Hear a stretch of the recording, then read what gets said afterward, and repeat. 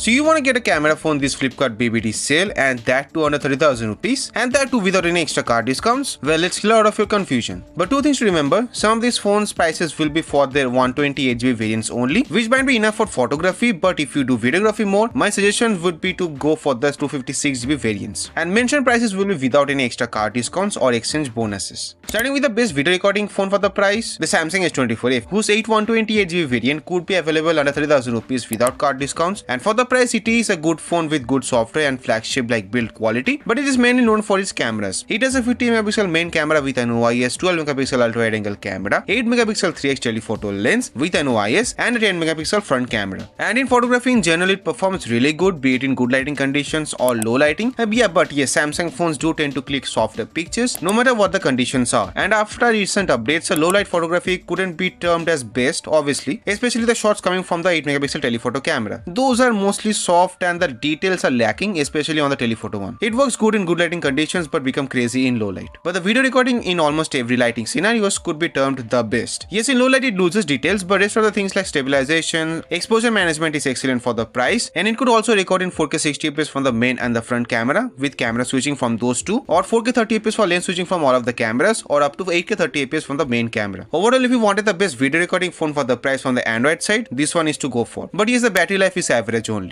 The next one is basically the opposite to this. That's the Nothing Phone 3A Pro for its 128GB variant, which could be found around 27,000 rupees or 28,000 rupees in the Flipkart BBD sale without card offers, obviously. And this one is also a good camera phone for this price. It has good software support with basically a bloatware-free software experience with a unique design. But the photography is really good for the price. It has a 50MP main with an OIS, also a 50MP 3x periscope lens with an average 8MP ultra-wide angle camera, and a 50MP front camera. Now you guys must have wondered, where do I get this accurate pricing of last year's phones? Well, I use this awesome tool called BuyHatKit, which you can download from the link in the description section below, or you can even download and install it from the Chrome Web Store. After that, open the platform whichever you want to buy a product from and search for the product. And then the first option you get to see is this compare option, where you get to see the same product's pricing in different platforms, which will help you to compare the product and buy the product at its best available price. Also in the sidebar you can see the price history of the particular product, where you can see last 1 year's detailed pricing of the particular product, like what was the highest price of the product, which was the lowest price of the product, which is the average pricing going for that particular product, and also you can see last year's BBD sales price. And also with the help of this price graph you can truly check whether the particular product is truly in a discount or it's a fake discount. And also you can set the price alert for the particular product, like it will automatically notify you if the product is available again for its cheapest price. Also you can set the desired pricing for the particular product, and it will again automatically notify you once the product hits that pricing. You can also use the auto coupon feature during the checkout, where it will automatically apply multiple free coupons, and that will help you to get the product at even cheaper price. And on the same side, but you can get to see the product lookalike, where you can easily find similar products related to your product. And also you get the spend lens option, which shows the total spending in the platform and also the number of products you have ordered till date, as you can see here mine. And you could also use the BuyHatKit extension, as it's gonna be a very useful thing, especially during these Flipkart BBD or Amazon JF sales. So make sure to download this. All the links are in the description section below, and thank you BuyHatKit. And all of them could record in 4K 30fps, but you can't do lens switching as the 8MP ultra-wide angle camera is stuck at 1080p 60fps recording only. The video recording while isn't the best like the S24FE, but is still quite good enough for the price. It's just that it misses out on details sometimes even in daylight scenarios, else it has good stabilization and exposure management. Well, mostly. But the photos turns out to be really good for the price, and sometimes even better than the S24FE, especially the telephoto camera. But yes, the ultra-wide angle camera is just an average one, but all the other cameras performs really good for the price. It's still a bit inconsistent and the performance isn't that good enough for the price, but still a good camera phone for photography mainly under 30,000 rupees. Next, I have two phones to recommend, and both of these has a very balanced camera setup with mainly one key difference in the cameras. The Realme 14 Pro Plus, which could be found around 27,000 rupees or 28,000 rupees for most probably its 256GB variant, and the Realme 15 Pro around 30,000 rupees for its 128GB variant without any extra card discounts. Both of these were launched basically in a 6 months gap, so there isn't a lot of changes. Yes, the 15 Pro will be a faster phone between these two thanks to the Snapdragon 8 Gen 4 chip rather than the Snapdragon 7S Gen 3 chip on the Realme 14 Pro Plus. Where the Realme 14 Pro Plus has a 50MP main camera with an OIS, also a 50MP 3x periscope lens with an OIS, and only an 8MP ultra-wide angle camera and a 32MP front camera. The photographs turns out to be good in most lighting conditions, but the Nothing Phone 3A Pro might be slightly better in giving consistent results between these two, but it still can do good photography, no doubt. Until Realme goes crazy and gives this release a bad software update and messes up the cameras. But if the video recording is still just okay at best, it can record till 4K 30fps from all of the cameras, apart from the ultra wide angle camera obviously, but it can do camera switching at 1080p 30fps only. So photography, especially in the dedicated 3x lens, is good, but videography is okay at best, and the ultra wide angle camera is average. But the Realme 15 Pro has a 50MP main camera with an OIS, also a 50MP ultra wide angle camera, but it is missing the 3x periscope lens, for which Realme called this series a camera phone in the first place, along with the 50MP front camera. So you do get better ultra wide angle and the front cameras at the cost of having no dedicated telephoto or periscope lens. Still, it can do good photography, and the ultra wide angle camera and the front cameras are better than before, but the video recording is much better now, which can shoot in 4K 60fps from all of the cameras with the lens switching option at 4K quality. And overall it gives better video recording outputs, which is close to that of the Nothing Phone 3a Pro. But yes, the S24 FE is still the king for this section. So if you want more storage and want to take better portrait shots, get the 14 Pro Plus. Else, for better video recording between the two with better ultra wide angle camera and a faster processor, get the 15 Pro. This next phone could have been the best balanced camera phone around 30,000 rupees, but seems like the company doesn't care much in fixing it quickly. That's the Motorola Edge 60 Pro, which might be found on 27,000 rupees or 28,000 rupees without card offers on Flipkart BBD sale for its 8 256GB variant. And the main reason I'm kind of hesitating to recommend this one is because customers have complained about its buggy UI and animation choppiness or glitches here and there, which shouldn't happen when you pay 30,000 rupees for a phone, with even camera fogging issues currently for some reasons as reported by some. Still, it is a good balanced camera phone with big battery, good performance, and obviously good cameras. It has a 50MP main camera with an OIS, also a 50MP ultra wide angle camera, and a 10MP 3x telephoto lens with an OIS, and a 50MP front camera. The photos mostly turns out to be really good, with yes, a bit too much of vibrance sometimes, and most of the time it captures well detailed photos from all of its lenses. But it's not also bad in video recording, unless you're comparing it with the Samsung S24 FE. But it's still a good balanced camera package. But yes, due to its ongoing software and hardware issues, it's not easy to recommend this one. So once you see Motorola actually starts fixing these issues, only then buy it. So for now, choose some other options as recommended in this video. So these were some of my favorite camera phones to be found around 30,000 rupees in the Flipkart BBD sale. So which one would you like to buy? Do let me know, and watch this one to know which one to buy between the S23 or if it's going to be available in the sale or not, and the Samsung S24 Snapdragon version in 2025 BBD sale, or this one to know some other good phones to be found around 30,000 rupees in Flipkart BBD sale. Do watch this, until the next one. This was Rideep. See you guys.